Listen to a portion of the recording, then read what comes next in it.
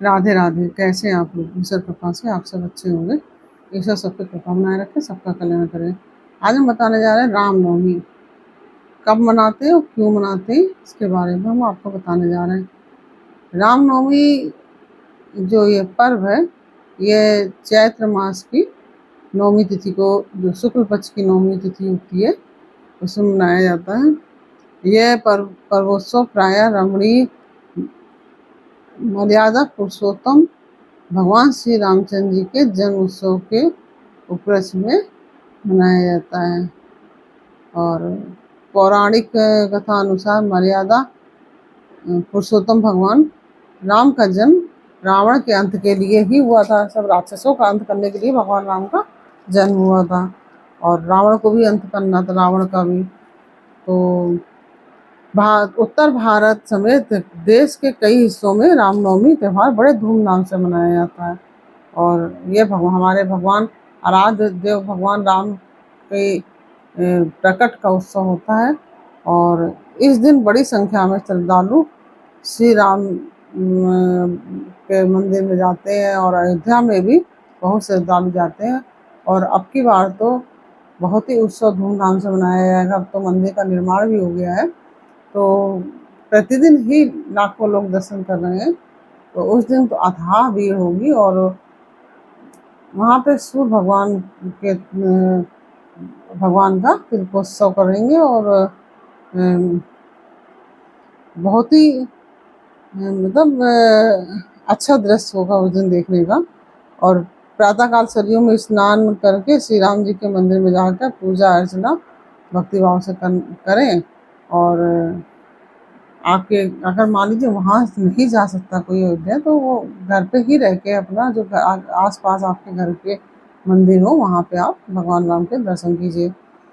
और वैष्णव साधु महात्मा नवमी के दिन दिन भर व्रत रखते हैं। पूरा दिन महात्मा लोग व्रत रहते हैं, और जो वैष्णव लोग होते हैं, साधु महात्मा आते, पूरा दिन व्रत रहते हैं। और रात को जागरण करके भगवान का गुणानुवाद मतलब उनके गुणों का वर्णन करते हैं, कीर्तन गा के, भजन गा के। तो जो भक्ति भाव से भजन कीर्तन किया जाता है भगवान राम का, करके गाते हैं। और कोई रामायण पढ़ता है, कोई सुंदरकांड पढ़ता है, कोई रामायण पढ़ता है। और रामायण में भी जो बालकांड का है, जो भगवान के प्रकट उत्सव का जो है ना, वह प्रकट कृपाला दीन दयाला कौशल्या हितकारी, यह भी पढ़ते हैं लोग बहुत से। तो यह प्रतिदिन पढ़ना चाहिए, मैं भी पढ़ती हूँ कि प्रतिदिन पढ़ना चाहिए, अच्छा होता है। रामनवमी को पढ़े वो अलग बात है, लेकिन प्रतिदिन भी पढ़ना चाहिए। और तो कोई भजन कीर्तन आदि करता है, भजन करता है, उनकी कीर्ति और उनके यश का वर्णन करता है भगवान राम के। और तो कोई भजन कीर्तन बहुत आदि से कीर्ति और बहुत से भक्त श्री रामचंद्र जी के आदर्श चरित्रों का स्मरण करके शिक्षा ग्रहण करते हैं कि और हिंदू समाज को यह उत्सव उत्साह और भक्ति पूर्वक मनाना चाहिए। यह श्री रामचंद्र जी के जो जन्म उत्सव है, यह हमारे सनातन धर्मी लोगों को, हिंदुओं को, सभी हिंदू जाति के लोगों को, और भी लोग मनाना चाहे मनाएं, लेकिन ये तो विशेष रूप से मनाना चाहिए। और यह कहानी कुछ इस प्रकार से है। प्रभु राम को भगवान विष्णु का अवतार माना जाता है, ये तो सभी आप लोग जानते ही हैं। तो भगवान विष्णु के और कृष्ण भी अवतार हैं, और राम भी अवतार हैं। और उन्होंने जो अवतार लिए उनका भी हम वर्णन फिर आगे किसी वीडियो में कर देंगे। जैसे हयग्रीव अवतार है, राम अवतार, कृष्ण अवतार, ये सब है, जो कच्छप अवतार, ये सब भगवान के अवतारों की हम चर्चा और किसी वीडियो में करेंगे। लेकिन अभी हम सिर्फ भगवान राम के अवतार का वर्णन कर रहे हैं। तो प्रभु राम को भगवान विष्णु का अवतार माना जाता है। और अयोध्या के राजा दशरथ जो थे, उनकी 3 रानियां थी, कौशल्या, कैकेयी और सुमित्रा। तो किंतु किसी भी रानी के संतान नहीं थी। राजा दशरथ जी को चिंता सताने लगी कि उनकी कोई पुत्र ही नहीं है।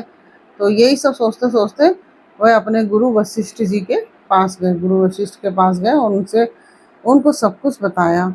महर्षि ऋषि वशिष्ठ ने ऋषि श्रृंगी को बुलाकर यज्ञ करने की सलाह दी कि आप श्रृंगी ऋषि के साथ यज्ञ कीजिए। श्रृंगी ऋषि ने यज्ञ करवाया और यज्ञ में आहुतियां दी जा रही थी। उसी समय अग्निकुंड से अग्निदेव ने प्रकट होकर खीर से भरा हुआ कटोरा राजा दशरथ जी को दे दिया। तत्पश्चात श्रृंगी ऋषि ने बताया कि राजन, यह खीर अपनी रानियों को प्रसाद के रूप में दे देना। तो राजा दशरथ ने यह खीर तीनों रानियों को, कौशल्या, कैकेयी और सुमित्रा में बांट दी। ये तीनों रानियों से कहा कि ये लोग खा लेना। तो प्रसाद ग्रहण के जब प्रसाद ग्रहण किया उसके बाद निश्चित अवधि में जब महिलाएं जो प्रेग्नेंट होती है उसके बाद निश्चित अवधि जैसे 9 महीने के बाद चैत्र माह की नवमी को माता कौशल्या के गर्भ से भगवान श्री राम का और सुमित्रा के गर्भ से लक्ष्मण का और शत्रुघ्न का एवं कैकेयी के गर्भ से भरत का जन्म हुआ। और आज भी सब लोग भगवान श्री राम का जन्म उत्सव हर्षोल्लास से मनाते हैं और इसमें भगवान को पंचामृत आदि जैसे पुए हैं, पंजीरी है, इन सब चीज़ों का भोग लगाया जाता है। जगह जगह भंडारे होते हैं और भगवान की जो यश का वर्णन किया जाता है। जो भगवान ने लीलाएं रच के हम सबको बताया है कि कैसे जीवन जीना है, इन सब बातों का वर्णन गा के किया जाता है। और भगवान राम मर्यादा पुरुषोत्तम राम है। उन्होंने कैसे हमें मर्यादा में रहना है, यह सब अपनी लीला करके सब हम लोगों को समझाया है। यह सब आप रामचरितमानस पढ़ेंगे, उसमें आपको सब मिल जाएगा वर्णन। और हम और भी अभी आपके लिए वीडियो लाएंगे इसके लिए। लेकिन ये भगवान राम का जो जन्म उत्सव है बहुत धूमधाम से हम सबको मनाना चाहिए। भगवान राम हमारे प्रभु श्री राम है और हमारे पूज्य हैं और हमारे प्रभु हैं ये। और इनका जन्म उत्सव हमें बहुत धूमधाम से मनाना चाहिए। रामनवमी के दिन, जो चैत्र मास की नवरात्रि की जो नवमी होती है, उस दिन नवमी के दिन 12 बजे दोपहर में भगवान कृष्ण का जन्म प्रकट हुए थे। भगवान रात में 12 बजे कृष्ण पक्ष में और भगवान राम शुक्ल पक्ष में दोपहर में 12 बजे चैत्र के शुक्ल पक्ष की नवमी तिथि को दोपहर में 12 बजे प्रकट हुए थे।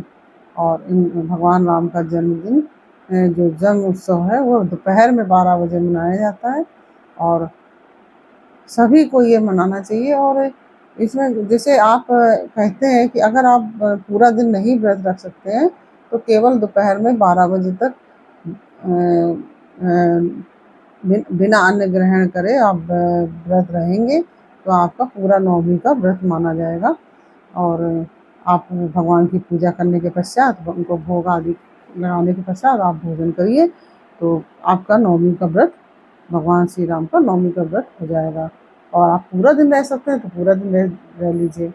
तो इस तरह से हमने आपको यह भगवान राम के प्रकट के उपलक्ष्य में प्रकटोत्सव मनाया जाता है, जो जन्म उत्सव भगवान राम का, उसके बारे में हमने बताया।